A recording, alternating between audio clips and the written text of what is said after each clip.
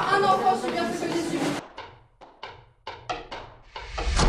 Ces personnes-là se sont engagées dans une chose précise. Jamais, non, au grand jamais, on ne verra ça à la télé. Cette cage ne me retient plus. Je serai libre et déploie mes ailes, loin des voix et des ondes. Enfin, vous entendrez mon cri. Entendez-moi rougir. Monsieur Knoll, bonsoir.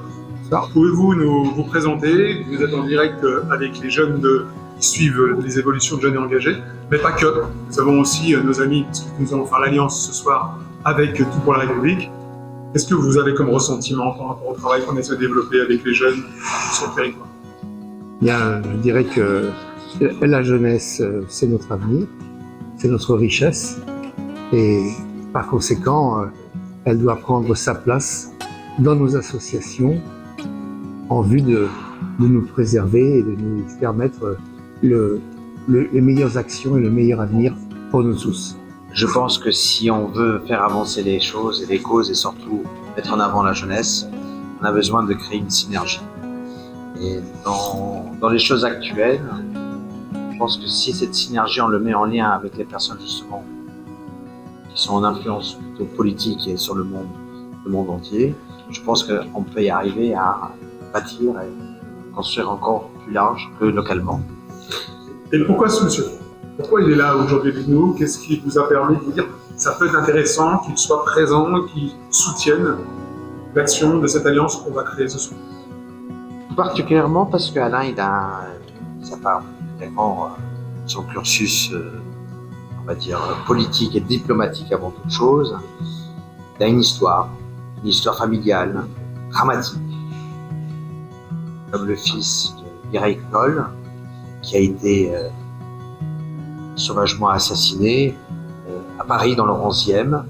Et je pense que si on arrive à sensibiliser aussi la jeunesse sur les drames, et puis malheureusement, il faut regarder un peu l'histoire et un peu les événements dramatiques pour justement que ça soit pas réitéré dans l'avenir. Et j'ai tenu qu'Alain il en fasse partie de l'aventure, aussi comme ambassadeur de son histoire familiale, dramatique, au sein de notre association, de nos associations respectives.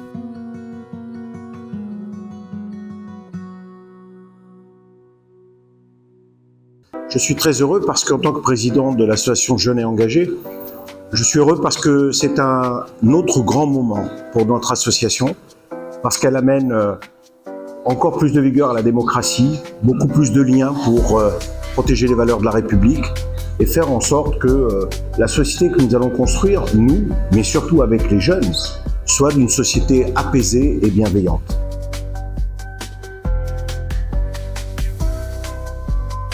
Je suis vraiment ravi de voir que cette association essentielle est en train de se développer, est en train de donner accès à de nombreux jeunes dans les collèges et au-delà, même ceux qui sont déscolarisés, à une connaissance qui est essentielle dans la vie et qui devrait être enseignée presque au début du parcours scolaire, qui est la connaissance des institutions, la connaissance de la justice, des fonctionnements des enquêtes pénales, et qui permettrait, si cela était assimilé et bien compris et bien enseigné, certainement d'éviter de nombreux cas, par méconnaissance, par inconscience de la réalité des choses, de dérives et de déviances pénales. Je suis ravie d'être là aussi, d'unir deux associations, l'association TPLR, dont je suis membre et déléguée sport, Tout pour la République, et l'association Jeunes Engagés. Je pense que ces deux associations ont la même visée. La visée principale, c'est liberté, égalité et fraternité, et c'est construire une citoyenneté possible, espérée, et vraiment volontairement, tous on est engagés pour cette citoyenneté pour vivre contre la délinquance des mineurs, pour s'engager pour l'égalité, la fraternité et le sport. Bonjour, moi c'est Jérôme Doré, je suis professeur des écoles maître formateur, donc je forme les futurs enseignants. J'aime mon implication dans la formation pour passer mes valeurs d'égalité, de fraternité et d'ascenseur social. Car l'école c'est aussi un ascenseur social, ça l'a été pour moi et j'espère le faire aussi pour mes élèves. Et Tout pour la République partage ces valeurs auxquelles je suis fortement attaché. Marie-Noëlle Rolly, je suis une ancienne enseignante, directrice d'école, 40 ans à l'éducation nationale, investie maintenant comme déléguée départementale de l'éducation nationale dans le 91, où je suis présidente, également représentante région dans des lycées polyvalents et lycées généraux. Et donc, une passion pour l'éducation, donc je suis très interpellée et attentive à ce qui se passe pour pouvoir partager ce qui va être fait au sein de Tout pour la République et de Jeunes et Engagés. Je serai un relais sur le terrain. J'aime les valeurs qui sont partagées.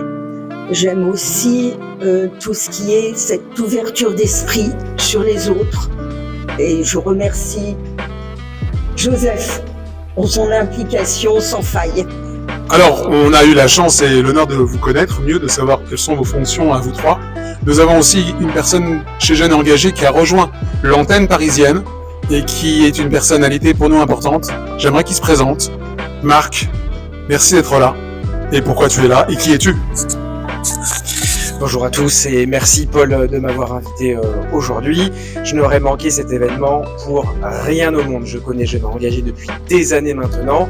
C'était pour moi une évidence de m'engager avec Paul et sur cette antenne parisienne. Moi je m'appelle Marc Antao, je suis Managing Director dans une banque d'affaires et je suis également premier adjoint de la ville d'Enghien-les-Bains et également conseiller d'agglomération.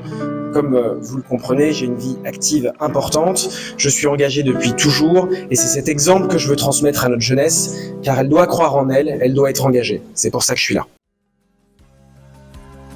On va pas vous lâcher comme ça, il y a du monde à vous présenter. Nous avons une personnalité pour nous importante car elle tient une école, elle est engagée dans une école, elle dirige une école à Paris et ce sont ces gens-là qui nous permettent de dire qu'on est rentré dans Paris. Madame Costa, présentez-vous et merci de votre présence. Merci à vous pour l'invitation. Je suis Madame Costa, je suis la principale adjointe du Collège Mallarmé dans le 17e. Donc je suis le binôme de Madame Bonafic qui est la chef d'établissement. Et nous avons la chance d'accueillir Jeunes et Engagés cette année et l'année prochaine nous l'espérons parce que nous avons déjà prévu des interventions auprès de nos jeunes de 4e, l'année prochaine 5e et 4e. Les interventions suscitent à chaque fois un enthousiasme et encore enthousiasme. C'est peu, nos jeunes en redemandent, ils veulent approfondir les questions de justice, faire des liens avec l'actualité et vraiment pour ça nous vous remercions de susciter un intérêt réel auprès de nos collégiens. Maître Wiesmann, merci d'être là. Merci à vous. Vous n'êtes pas seulement en tant que, bien sûr, avocate du barreau et des barreaux parisiens, vous venez dans des conditions particulières car vous avez accepté un engagement avec nous d'être la vice-présidente de l'antenne Jeunes et Engagés. Aujourd'hui, le président étant à Lyon, monsieur Frédéric Lose, ne veut pas être là, il m'a demandé de vous demander, je vous ai demandé, vous m'avez accepté. Vous allez tout à l'heure signer une charte avec la mairie pour l'antenne parisienne avec Serge Vestin à vos côtés. Pourquoi vous avez accepté d'être vice-président de cette association à Paris? Pourquoi? Quel est l'intérêt pour vous en tant qu'avocate, bien sûr? Alors, c'est tellement logique. Alors, de nouveau, je me présente, Ilana Wiesmann, je suis avocate du coup à Paris. Je suis Jeunes et Engagés depuis des années maintenant et c'est l'aboutissement logique pour moi, cette signature aujourd'hui dans ces lieux magnifiques et historiques. Il y a du travail à faire, on est là, on ne va pas lâcher. Il y a encore beaucoup à faire et je suis très heureuse de représenter ma profession. Je serai là pendant longtemps si... On ne vous lâche pas, voilà. vous ne lâchez plus. Ces gens-là ont vécu dans leur cœur et dans leur âme des choses terribles et ces enfants l'ont vécu. Leur enfant, leur fille est décédé à Argenteuil. Et le garçon et les jeunes filles qui ont fait ça sont en prison aujourd'hui et ont donc tué leur enfant. Elle n'est pas là pour faire pleurer les enfants dans les chaumières ou dans les écoles. Elle est là pour être là. Je suis là et on ne lâche pas. Et moi, je te remercie d'être avec nous ce soir. Merci à toi. Et aujourd'hui, moi aussi, je suis avec l'équipe de Jeunes Engagés très très bien parce qu'ils me soutiennent quand des fois j'y craque, des fois j'arrive pas, mais ils sont là, ils me disent non, ça va, tu vas bien? Parce que des fois, une maman, elle peut craquer, hein. Elle peut dire, ok, c'est bon, je peux plus. Mais non, il faut que je continue mes interventions, qu'est-ce que j'ai fait aujourd'hui, pour que les autres ils comprennent qu'est-ce qu'on fait aujourd'hui avec les jeunes et engagés. Il faut qu'on lutte contre ce harcèlement. Je me présente, moi je m'appelle Kamel Nassiri. Je suis actuellement directeur d'un centre social à Épinay-sur-Seine, donc une ville limitrophe de Argenteuil. Effectivement, j'ai connu Jeunes et Engagés maintenant il y a 4 ans. Ça fait 4 ans qu'on collabore ensemble, que ce soit de manière formelle ou informelle, parce que Jeunes et Engagés sont engagés et par conséquent, quelle que soit notre difficulté, ils répondent toujours présents.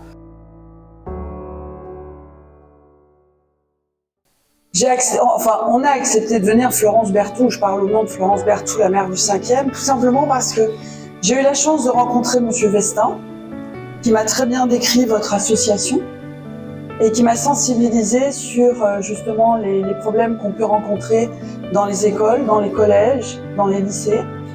Et je pense qu'il est important d'informer aujourd'hui les élèves de ce qu'ils ont le droit de faire, de ne pas faire, de leur expliquer un petit peu les limites, parce que je pense qu'il y a une certaine, je dirais, déficience de la part des parents aujourd'hui. Je pense qu'il y a également une éducation des parents à faire, et je pense que c'est très important et que on parle beaucoup de harcèlement scolaire à l'heure actuelle, et ça peut être du simple harcèlement comme ça peut devenir très violent, comme on a pu le voir dans l'actualité ces derniers jours. Et il faut éviter tout ça. Et je suis sûre qu'avec de l'éducation, avec la culture également, je pense qu'on peut arriver à de bons résultats. Et voilà pourquoi on a accepté de vous accueillir dans notre mairie.